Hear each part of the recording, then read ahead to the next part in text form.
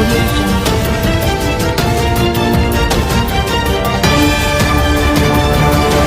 आपण पाहता GS9 news Marathi channel व सिल्लोड एक्सप्रेस न्यूजपेपर मध्ये आपलं स्वागत आहे। सत्य, स्पष्ट आणि निर्भीड पत्रकारितेचा विश्वास।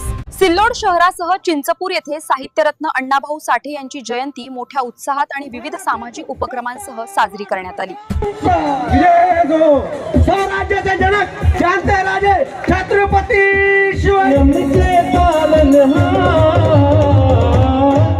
या जिल्ह्याचे सरदार, या जिल्ह्याचे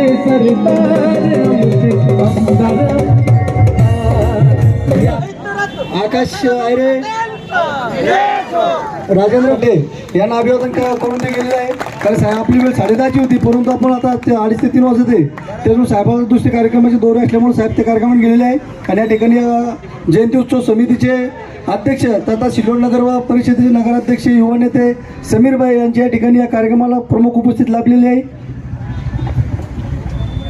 या ठिकाणी या कार्यक्रमासाठी परिश्रम घेणारे सिल्लोड शहरातील आणि ग्रामीण भागातील सर्वच समाज बांधव, कारण आता काय इकडे आपण लिस्ट दिलेली आहे नावांची, तर भैया नावं घेतीलच, पण आपण सर्वांनी या ठिकाणी आपला सहकार्य केलं त्याबद्दल सर्वांची या ठिकाणी मनपूर्वक आभार व्यक्त करतो।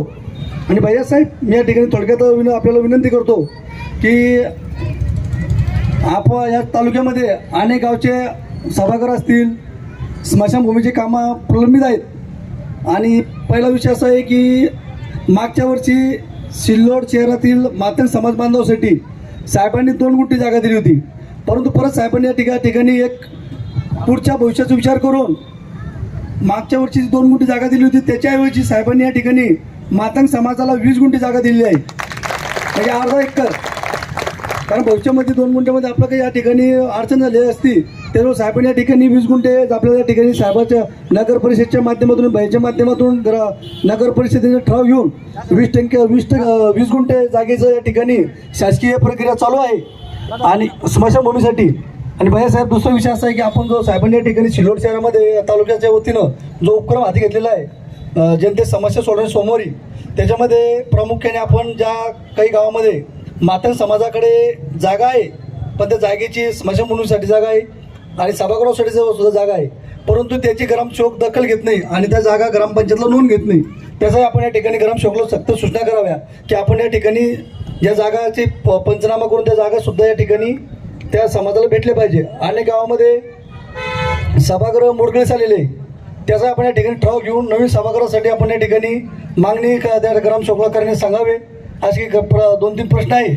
आणि या ठिकाणी मला आवर्जून सांगा वाटतं की मी भैयाला वेळोवेळी मागणी केली की साहेब वांगीगावला एक सभागृह द्यावं, तर भैयांनी त्या सभागृहासाठी साहेबाच्या माध्यमातून मला 15 लाख रुपये दिलेले आहेत आणि त्याच्या या ठिकाणी कामे चालू होणार आहे। परत मी भैयाला एक मागणी केली, साहेब माझ्या गावामध्ये समाजाची संख्या कमी आहे आणि मी ती जागा विकत घेते खाजगी लोकांकडून, तर मला या ठिकाणी आपण मदत करावी। तर भैयानं मला त्या ठिकाणी 1 लाख रुपयाच्या ठिकाणी मदत सुद्धा या ठिकाणी दिलेली आहे। त्याबद्दल मी भैयाचे खरंच मनपूर्वक साहेबांनी भैयाचे आभार व्यक्त करतो।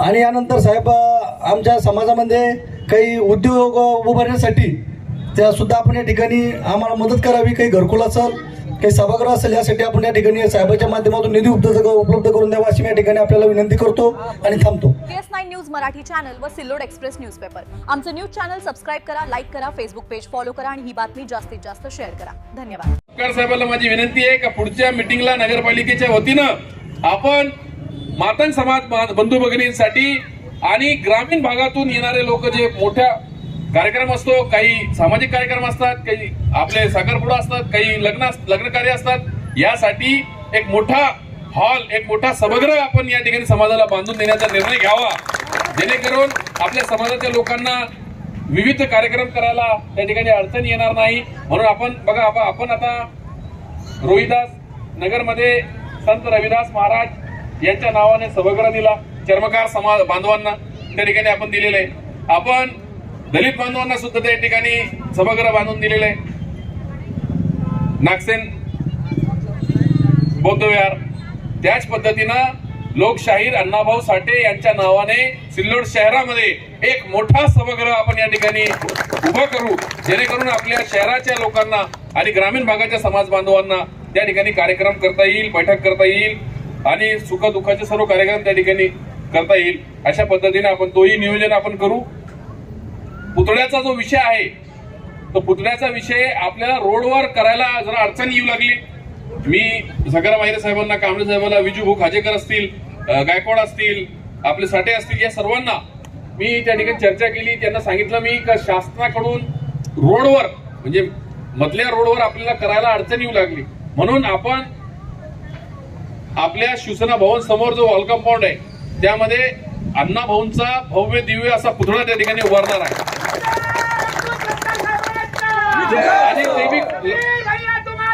आणि तेही लवकरात लवकर त्याच्यामध्ये सुद्धा काही लोकांनी, आपल्या विरोधकांनी, काही विघ्न संतुष्टी लोकांनी त्यामध्ये तक्रार केली. कोर्टामध्ये गेल्यामुळं ते स्टे मिळालेला आहे तात्पुरता, पण तो स्टे लवकरात लवकर हटेल आणि आपल्या सर्व समाज बांधवांची जी मागणी आहे आणि माझी सुद्धा इच्छा आहे की लवकरात लवकर सिल्लोड शहरामध्ये अण्णाभाऊ साठे यांचा भव्य दिव्य पुतळा या ठिकाणी व्हायला पाहिजे.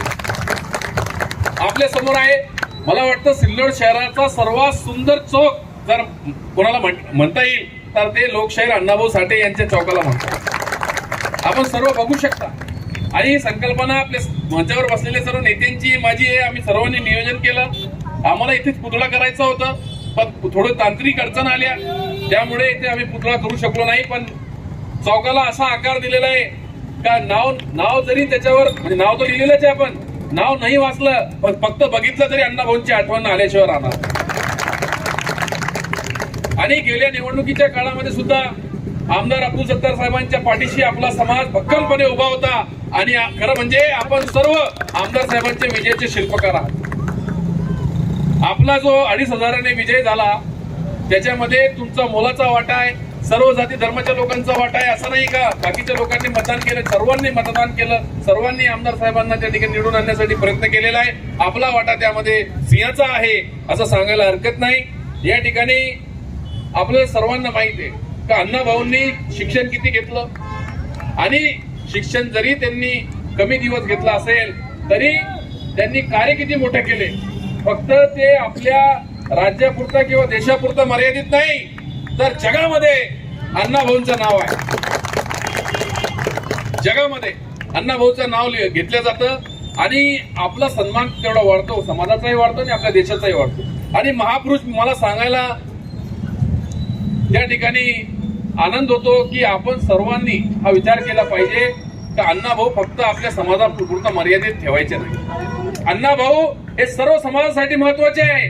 अण्णाभाऊंनी कष्टकरी, गोरगरीब, कामगारांसाठी, दीनदलितांसाठी, सर्वांसाठी त्या ठिकाणी कार्य केलं. त्यांनी असं म्हटलं नाही की मी माझ्या समाजासाठी काम करेल, त्यांनी सर्व जाती धर्माच्या लोकांसाठी कार्य केलं आणि न्याय मिळवून दिला. सर्व नेत्यांच्या वतीनं खूप खूप शुभेच्छा देतो. इथेच थांबतो. जय हिंद, जय महाराष्ट्र, जय लहूजी.